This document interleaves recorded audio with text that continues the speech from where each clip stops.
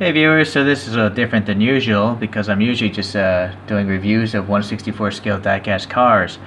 But before I got into that hobby, if you look at one of my very first videos, I used to collect these 1/12 scale action figures. Like this thing.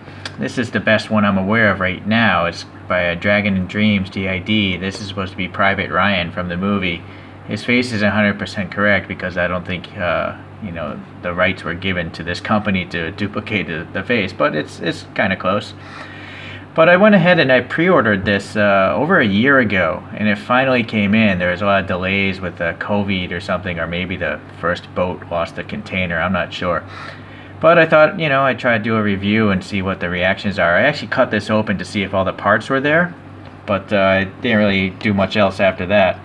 So let's take a closer look and see if it's better than this DID one. So first, the packaging. Obviously, unfortunately my photo booth is a bit too small, so you can't actually see everything unless you do that. But it's a very strong box. And here you can see what you're going to get: some accessories, a helmet, a vest, gun, RPG, other accessories. And Crazy Figure's the brand name. And it's a 1/12 scale action figure. I will say, for Crazy Figure, this packaging, as nice as it is, you're passing on this cost to the consumer, and frankly I would just rather have a cheaper form of packaging that I can throw away and not feel guilty about, instead of trying to keep this box and also pay for this. I mean, look at this laser cut foam. It's a nice presentation and all, but I wouldn't be surprised if this packaging is $5 to $10 of the cost of this figure. It's so nice. Anyways, so desiccant here. We got the figure itself. We got this crazy harness. And what is this thing? A couple pouches, a scarf. There's that helmet. All right, that might be fragile. So that's the first layer. And then here we got the weapons in the vest. So there's some more desiccant here. We got the bulletproof vest, and then a holster. But really, it's this AK. This is an AK-74S, and it's got a couple magazines. This is a brown magazine, but it looks like there's a couple black magazines in there as well. So what I'm going to do is I'm just going to take out the important bits, and then we'll look at them a little closer. But let me get them out of the box first, because as I say, my photo booth is a bit too small for this kind of stuff. And this might be the last figure I buy for a while, because I'm really into collecting the scale cars. I learn a lot with the diecast cars. But you never know. Hobbies change all the time, right? You kind of get bored of some things. You come back to different hobbies, and then you circle around back. So, okay, so that's everything. Now, here's a picture of a guy fully outfitted. I'm not going to do that here in this video. We're just going to try to get a better idea of what this stuff looks like here. So naturally we want to start with the person. So that's a pretty good face, if you think about it. It looks pretty realistic to me. It doesn't look like a Barbie doll or anything like that. There's some like texture to the skin, this facial hair. I'm not sure if this is digitally printed or not. I would imagine so. I mean, look at those eyes. They're disturbingly realistic. So, and then we got this outfit here. Oh, sorry. I think I am going to have to tilt this up, and we'll just kind of work at this angle. It's the only way to get the guy vertical. Alright, so, let's see. Yeah, we got an undershirt. It looks like it's cotton or something like that. We got this tie here, tie for a belt. And they melted the ends off so it doesn't fray, so that's a nice touch. Some sort of ID wrap around the arm. And then, as usual with these kind of figures, you get, over 20 points of articulation. I don't know exactly how many on this, but you can pretty much pose this guy like most real humans. The only limitation is usually in the boots. But I'm noticing they did something smart here.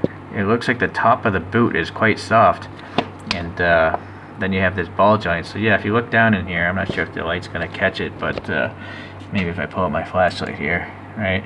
So there's a ball joint down there, but this top half is so soft that you can pretty much put the boot in any position, it seems. Right, rotate it forward, back. So that's pretty sweet. And then nice little weathered tread pattern there. Alright, so I'm going to start from the bottom, I guess. You'll see the boots here are molded in details. They seem to be rubber. Some really, I don't know, maybe not. I think this is actually fabric. And then these are rubber pieces maybe stuck to them. It's hard to say. I don't know if that's super thin rubber or not. This is definitely rubber, the simulated shoelaces. But, oh well, it's nice. We got the cuffs here. You know, the cuffs are elastic, like real pants. So that's pretty impressive. We got these knee pads, and look at the little rivets. You know, the paint detail going on here. It's all plastic, but it looks like those would be made of copper or brass. And then we got the straps holding them on, so you can take this stuff off. Okay, so yeah, pretty good movement. Usually with these cloth figures though, the articulation isn't as good as an all plastic because the clothes bunch up, right? So of course that would happen in real life as well. So, but I think with enough time and patience, you can pretty much pose this guy however you see fit. Okay, so same with the arms. You know, it can swing all the way around, but the clothes are gonna hinder it. So I'm not going to get into the articulation too much, but I'm pretty sure it's all there. Okay, double. Alright. Okay, so yeah, the figure looks pretty good. This is a really cool camouflage pattern. I don't know what this would be called, this kind of camo. I'm not really a military expert. I just like models that look realistic. I don't really play with these guys. I generally just pose them once and then they go into a cabinet, but when I look in the cabinet, they look pretty real, so that's what I'm all about, really. I'm not into playing more than just looking at cool stuff. Alright, so let's see here. Let's go with this vest here. Oops, sorry.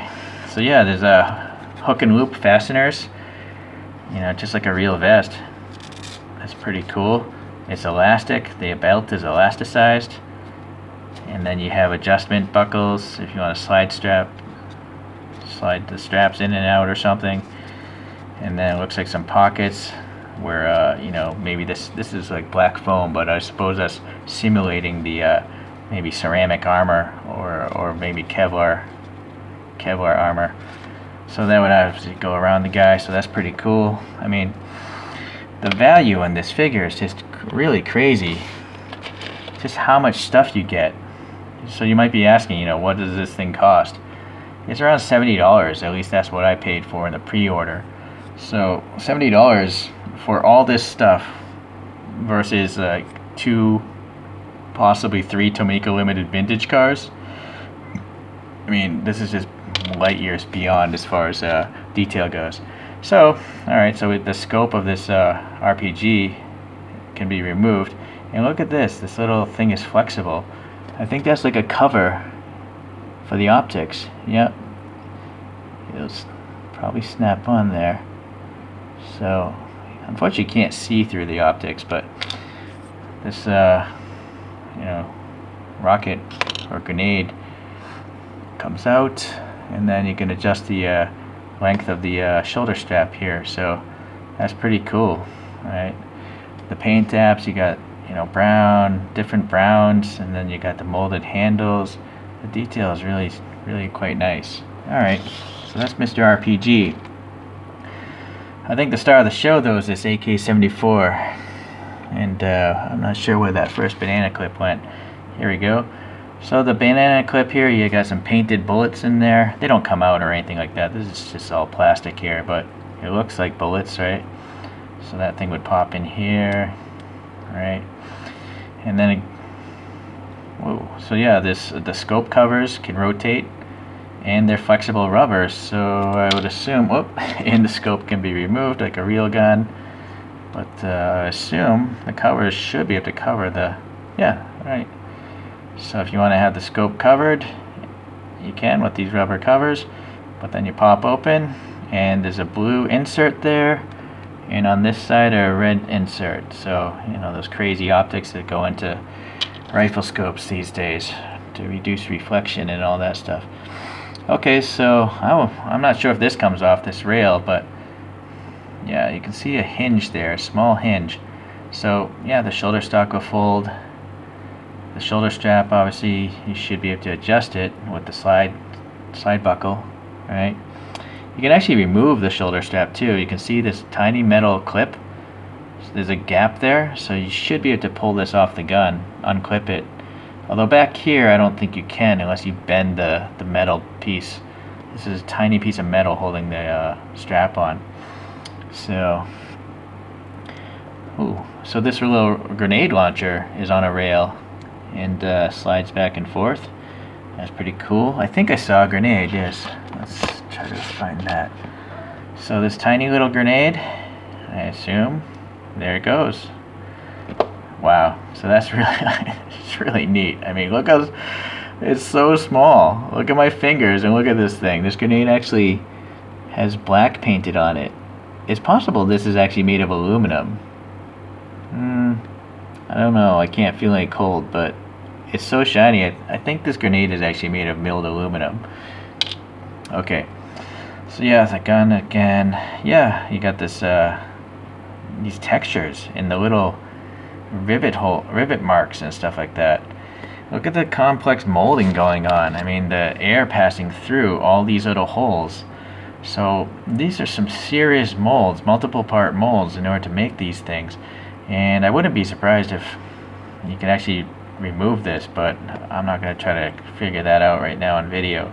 So that's awesome. This gun is just awesome.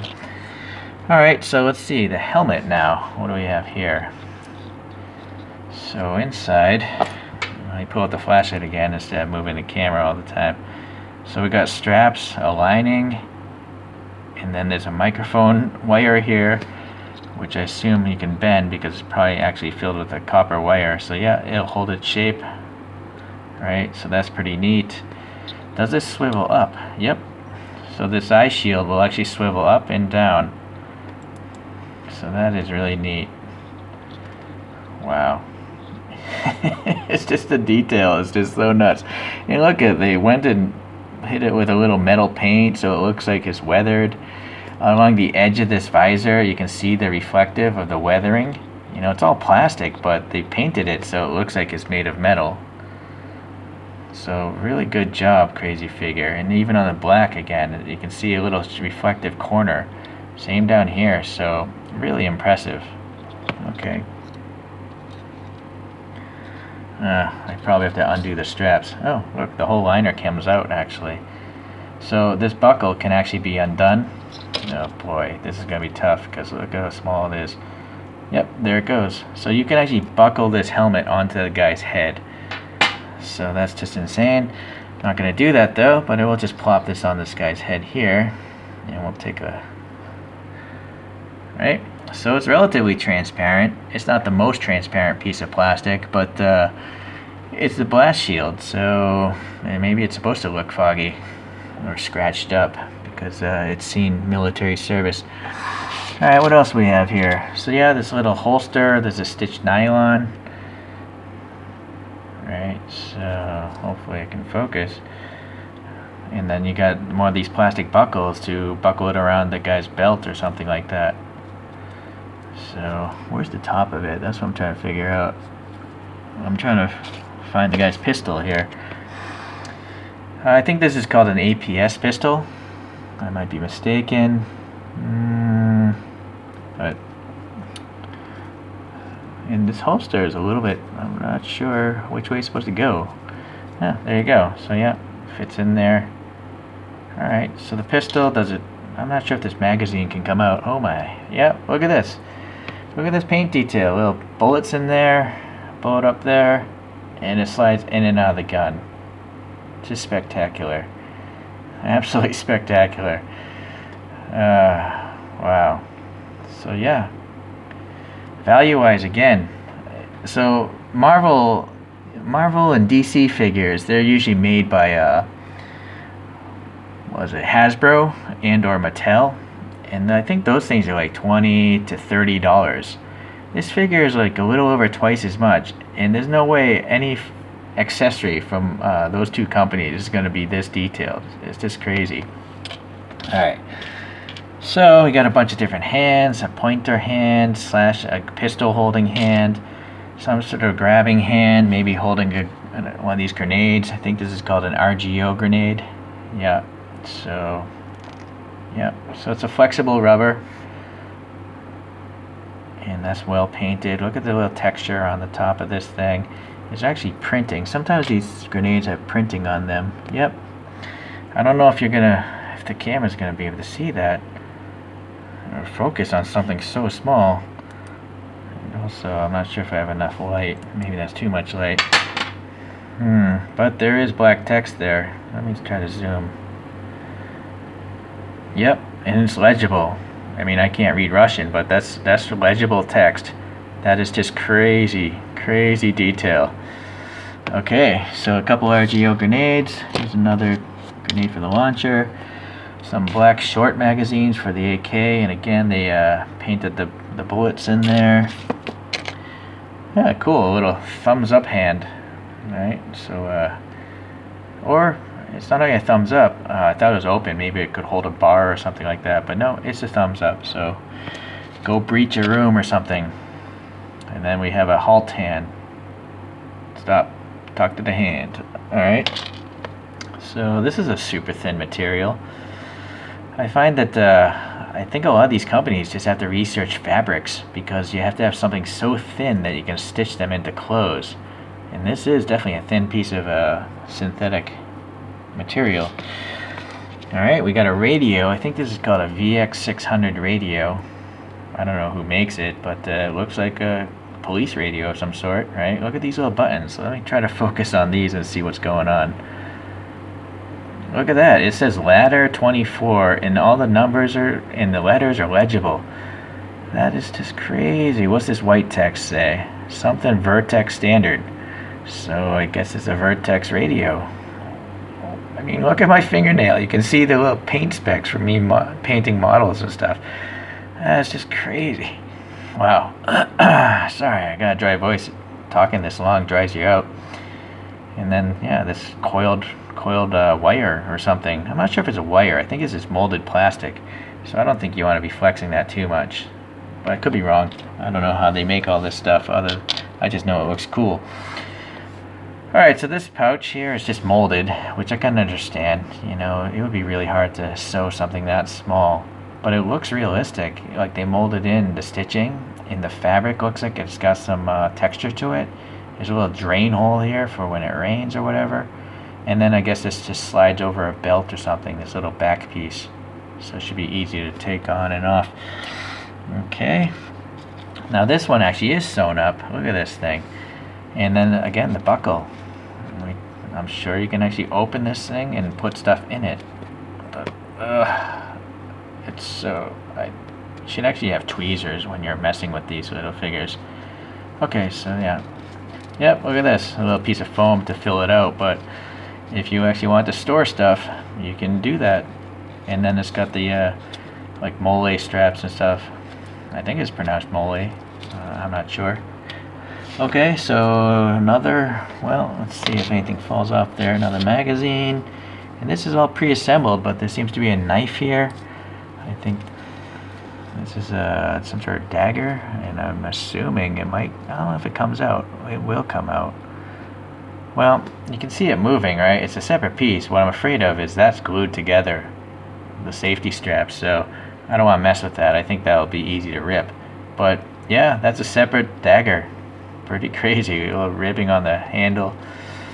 So then we got all these little, I would assume these are grenade pouches. These are all molded though. This is molded rubber, but it's a pretty soft rubber, and again, the texture is there, so it does look like, okay, it does look like it's a fabric of some sort, right? Even though it's rubber. Of course, this actually is fabric, so that's like the real thing. And again, we got some drain holes, little copper, whatever these things are called. They're not rivets. I forget what I don't know what they're called. I'm not a seamstress or a haberdasher. Okay, so look at that. So yeah, you got this line, the strap, and then the lining around the perimeter. It's all sewn together. So it's amazing to me. I just don't understand how they're making this stuff. How do you sew something this small? How do you sew a bag this small together? It bewilders my mind, and that's why I'm in awe of this industry. At least these cloth figured ones. The all plastic ones are simple. It's just a good mold. But this is taking some effort. I just highly doubt a machine is capable of making this. I think this had to have been sewn by hand or something. But the needle heads, the sewing machine head must be so small to do that. It's just crazy.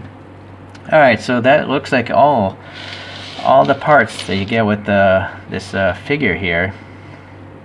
And so Mr. DID, granted he's from World War II and this is a modern figure, it is hard for me to say which figure is better. I'm still actually going to go with DID. And partially it's because, you can see this pocket flap. It's not a real pocket, it's just the flap sewn on there.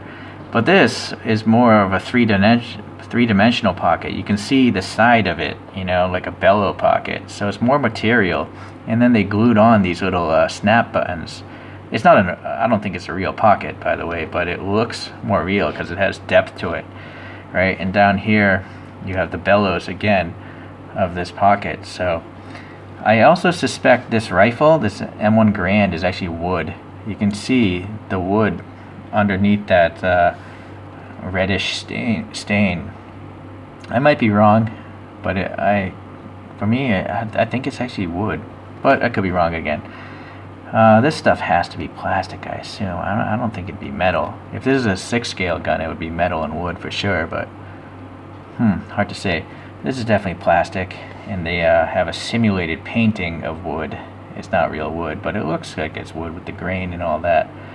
So, now boot-wise though, this DID is not so good.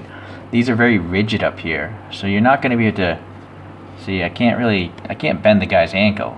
This guy can never be like in a crouching position. His foot can't pivot forward, so he pretty much has to stand like a statue because his feet will only rotate in this axis, but they won't pivot. So that is a downfall here. I will say that the boots here are not as good. I mean, they're painted brown, but there's no like weathering. Like all these laces, I mean, they wouldn't be the same color as the leather of a boot, right? So these boots are not as realistic. Whereas these, at least they hit it with a little dry brush, so it looks like a little bit different texture or different color. So yeah, the actual weathering of these boots is much better. It looks like there's a little bit of silver or white speckling or something, as if the guy was running through some soot or something like that. So the boots are definitely better on this figure. The helmet's definitely better on that figure. It's weathered. This one has a net, but again, it's a different era. But yeah, you got some molded pouches on this guy as well. But you can actually open this pouch and put the canteen, pull it in and out.